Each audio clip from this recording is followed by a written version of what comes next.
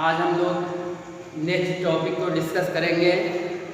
इससे पहले हम लोगों ने नॉर्मलता और मोलरता, द्रव्यमान प्रतिशतता, आयतन प्रतिशतता को पढ़ा था।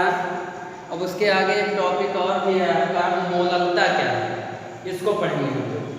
तो जैसे हम लोगों ने पढ़ा था मोलरता क्या होती है उसके बारे में, तो मोलरता के बारे में हम लोगों ने पढ़ा कि कोई विलयन यदि है वो आयतन में हो और आयतन में हो कोई पदार्थ में ml में मिला हो, उसमें ml में मिला हो तो मोलरता में पढ़े थे।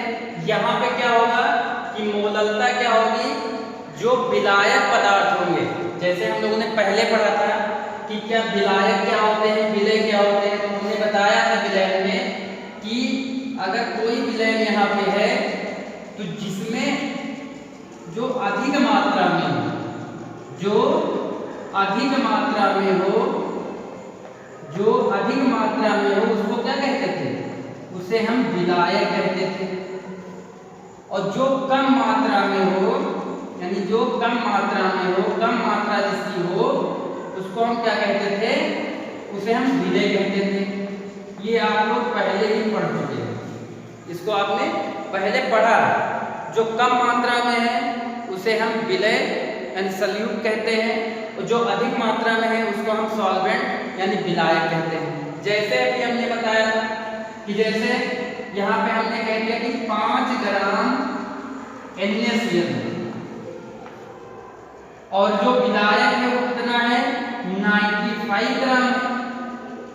जो विलायक है वो कितना है, वो 95 ग्राम है विलायक। विलायक में कोई जैसे आपका वाटर हो गया, तो जैसे 5 ग्राम हमने मिला दिया, यानी जो यहाँ पे हमने NaCl जो हमने मिलाया 5 ग्राम, ये क्या हो जाएगा, विलायक हो जाएगा, विलय हो जाएगा।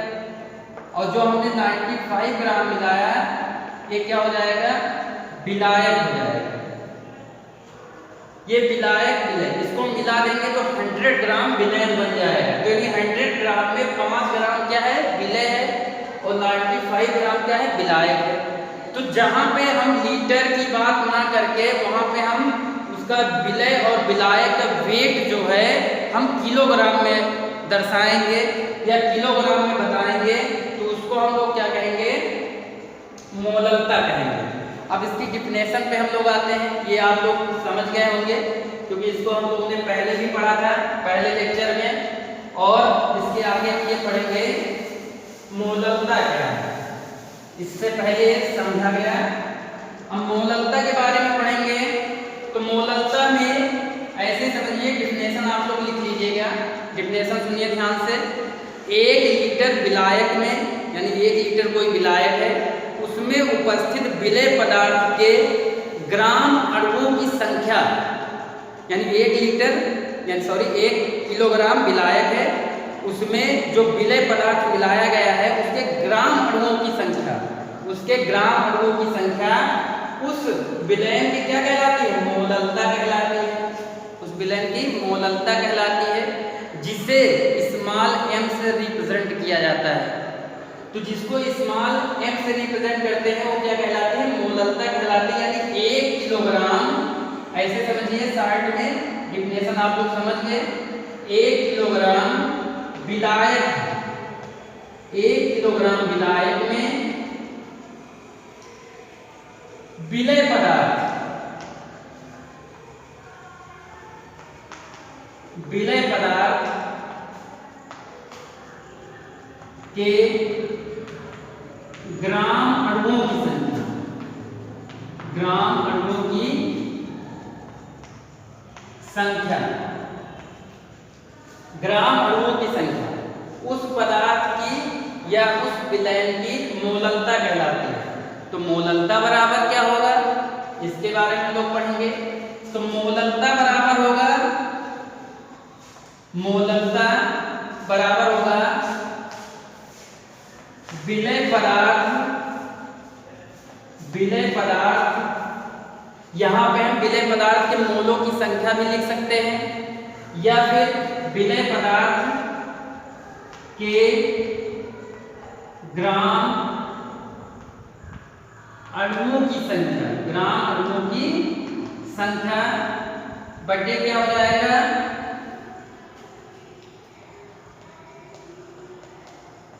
विलायक का भार किलोग्राम। ये फार्मूला होगा। यदि हम ऐसे इसको फार्मूले को दूसरी तरह से भी लिख सकते हैं, मोलंता बराबर यानी स्मॉल m बराबर यानी विलय का भार, विलय का भार बटे ये क्या हो जाएगा, विलय का अणुभार, विलय का अणुभार बटे क्या हो जाएगा, विलायक का भार किलोग्राम। यदि क्वेश्चन में दिया रहे कि जो विलायक है वो उसमें दिया रहे ग्राम में दिया रहे, किलोग्राम में दिया, तो उसको हम चेंज कर देंगे किलोग्राम में, फिर इसी फार्मूले अप्लाई करेंगे, आंसर आ जाएगा। तो हम लोगों ने ये पढ़ा मोलंता बराबर क्या होता है। अब इसको जैसे हम समझते हैं एक न्यूमेरिकल से, सुन के समझिए कि जैसे कहा गया कि 1 किलोग्राम में 40 या 50 यानी 50 ग्राम रखिए, 1 किलोग्राम में 50 ग्राम विलायक पदार्थ घुला हुआ है। अब कौन सा पदार्थ घुला है, ये भी तो आप सिचुएशन इसकी रहेगी, कौन सा पदार्थ घुला है, तो आप कहेंगे कि 1 लीटर विलायक में 50 ग्राम पानी घुला हुआ है, सॉरी नमक घुला हुआ है, 50 ग्राम नमक घुला हुआ है। तो नमक घुला हुआ है, कितना घुला है, यानी NaCl कितना घुला हुआ है, 50 ग्राम घुला है। अब NaCl घुला है कितना, 50 ग्राम कितने में घुला है, तो विलायक दिया गया है, विलायक दिया गया है 1 लीटर यानी 1 किलोग्राम, सॉरी 1 किलोग्राम दिया गया है, यानी विलायक 1 किलोग्राम यानी वाटर 1 किलोग्राम दिया गया है। यानी यहाँ हम लीटर में नहीं मापेंगे इसको, जब हमको मोलंता निकालना होगा तो किलोग्राम में निकालेंगे। तो विलायक 1 किलोग्राम दिया गया है, NaCl 50 ग्राम दिया गया है, तो मोलंता निकालना होगा तो क्या निकालेंगे, तो मोलंता बराबर विलय का भार, विलय का भार कितना दिया गया 50 ग्राम, तो इसको रखेंगे 50 ग्राम बटे फिर ये विलायक, यहाँ पे दिया गया विलायक का अणुभार, तो NaCl का अणुभार निकाल लीजिए। तो NaCl का अणुभार कितना होता है, निकाल के देख लीजिए। अब इसके लिए कितना होता है, इसका अणुभार 23 होता है, प्लस Cl का कितना होता है 35.5 होता है, जोड़ देंगे इसको 58.5 होता है, यहाँ पे हम रखेंगे 58.5 रख देंगे। फिर क्या है, विलायक का भार कितना दिया गया है किलोग्राम में, 1 किलोग्राम दिया गया है, तो यहाँ पे हम 1 किलोग्राम रखेंगे। सॉल्व करेंगे तो बटे के ऊपर जब बटे होता है तो क्या होता है 50, फिर 1 इंटू ये नीचे आ जाएगा 58.5, सॉल्व करेंगे आंसर। इस प्रकार से हम लोग मोलंता ज्ञात कर लेंगे। अब हमको लगता है कि आप लोगों को ये वाला टॉपिक शायद समझ में आ गया हो, दोबारा इसको आप लोग पढ़ लीजिए।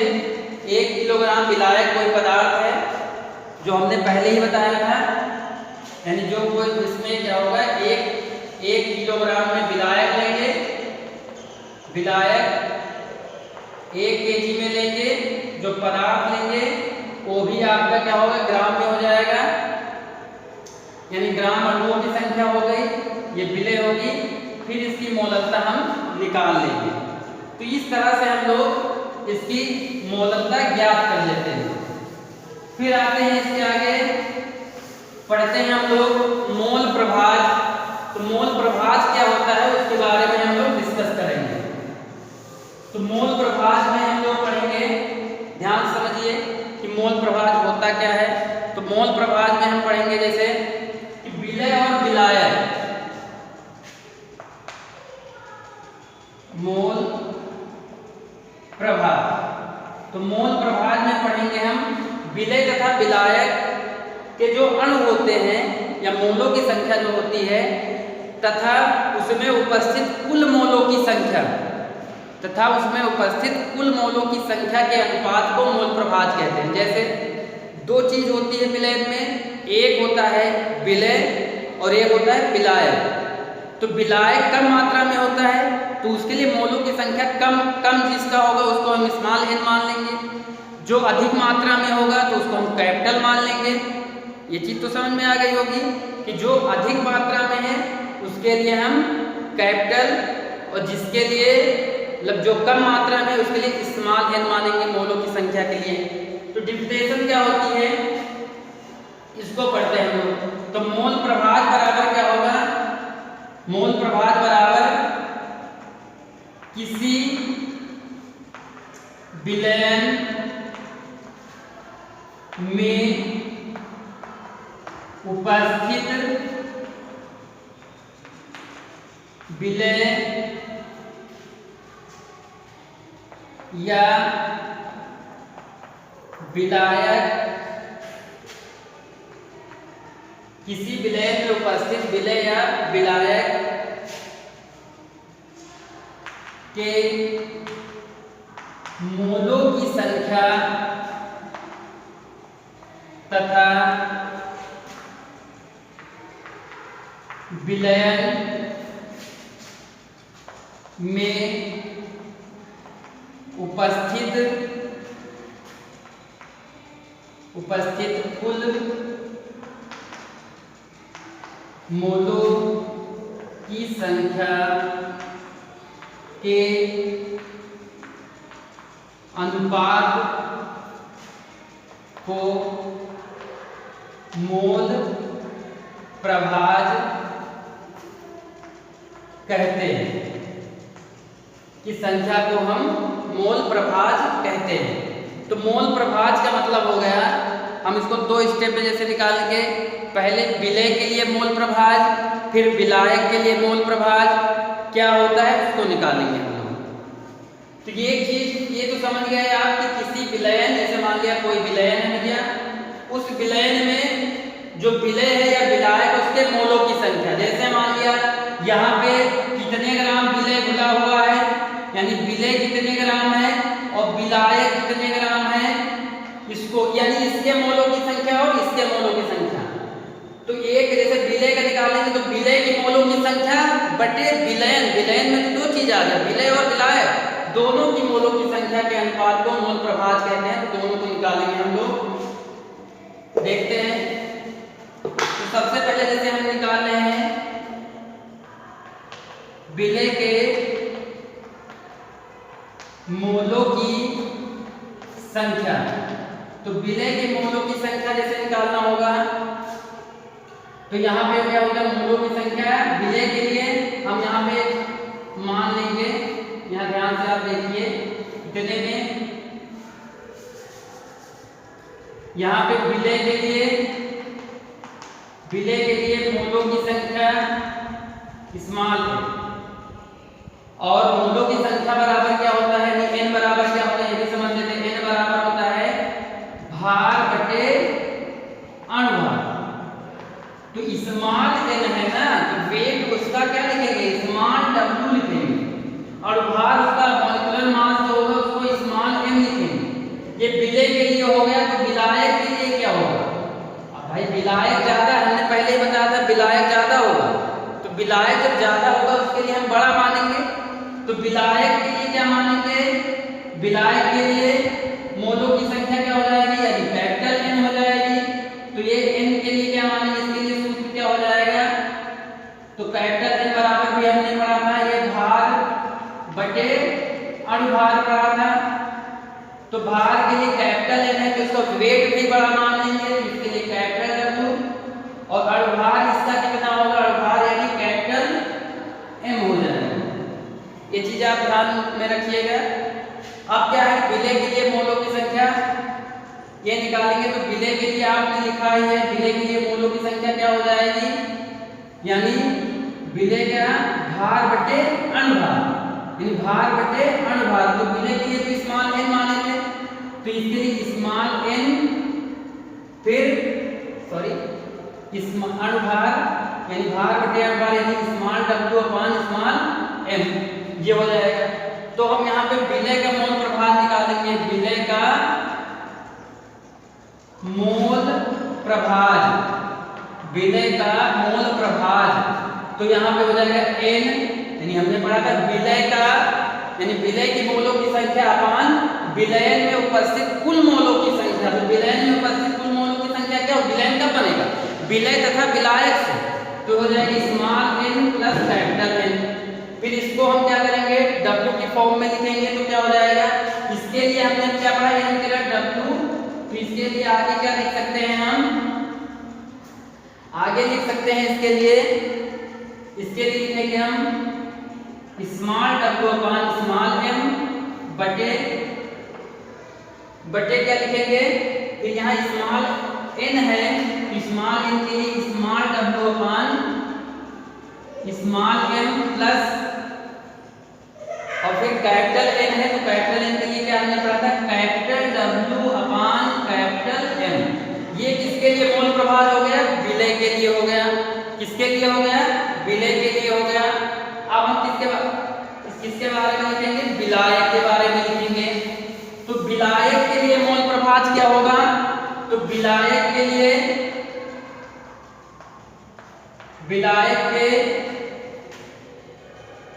मोल प्रभार, तो इसके लिए मोल प्रभार निकालेंगे हम, क्या होगा भाई, विलायक के लिए भी है वही तो हमने पढ़ा था, विलय या विलायक। तो विलायक के लिए क्या हो जाएगा,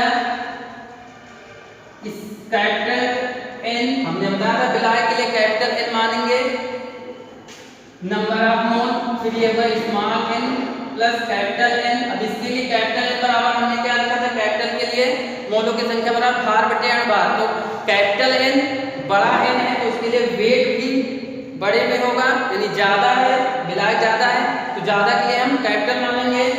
तो इसके लिए क्या हो जाएगा, कैपिटल W अपान कैपिटल M बटे N के लिए क्या हो जाएगा, स्मॉल W अपान स्मॉल M प्लस, इसके लिए क्या हो जाएगा, कैपिटल N है तो कैपिटल W अपान कैपिटल M। अब क्या है कि दोनों के लिए हम मोल प्रभार निकाल लिए। अब जैसे क्वेश्चन में पूछता है कि किसके लिए मोल प्रभार आपको निकालना है, जैसे विलय के लिए पूछे तो विलय वाला फार्मूला, विलायक के लिए पूछे तो विलायक का फार्मूला। अच्छा, भार और अणुभार में अंतर क्या है, ये भी तो हम लोगों ने पहले डिस्कस किया था। तो भार का मतलब हो गया उसका वजन, जो चीज, जैसे 1 लीटर पानी हमने लिया उसमें हमने 20 ग्राम चीनी मिलाया, तो 20 ग्राम जो हमने चीनी मिलाया था वो 20 ग्राम क्या होगा, उसका वेट होगा, किसका, जो उसमें घुल रहा है, विलय, चीनी घुल रही ना। तो चीनी के लिए क्या हम लिखेंगे, 20 ग्राम, यानी उसका वेट W क्या है, 20 ग्राम है, और उसका यानी क्या हो गया, भार हो गया 20 ग्राम भार हो गया। अणुभार क्या है, अब चीनी का अणुभार सूत्र रखेंगे, सूत्र से हम उसका अणुभार निकालेंगे, फिर वो हो जाएगा उसका अणुभार। तो ये हो जाता है भार और अणुभार। विलायक क्या होता है, जिसका अणुभार, मतलब विलायक वो पदार्थ होते हैं जो अमाउंट में ज्यादा हो, जो विलयन में ज्यादा हो, तो ज्यादा वाले को हम विलायक लिख देते हैं। तो विलायक के लिए भी वही कंडीशन, जैसे पानी है, पानी जैसे कहा गया, पानी के लिए जैसे पानी 50 ग्राम या 1 किलोग्राम लिखा, तो भार उसका 1 किलोग्राम, यही तो लिखेंगे हम। फिर उसका अणुभार पानी का 18, उसको निकालेंगे, H2O का अणुभार निकालेंगे, उसको रख देंगे। इसी तरह से हम लोग मोल प्रभार को भी डिस्कस कर लिए। ठीक, इसको कॉपी पे भी लिखना है और नोट्स भी बनाना है, और इसका मतलब व्हाट्सएप पे नोट्स की फोटोकॉपी आपको खींच के यानी भेजना भी है। ठीक, धन्यवाद।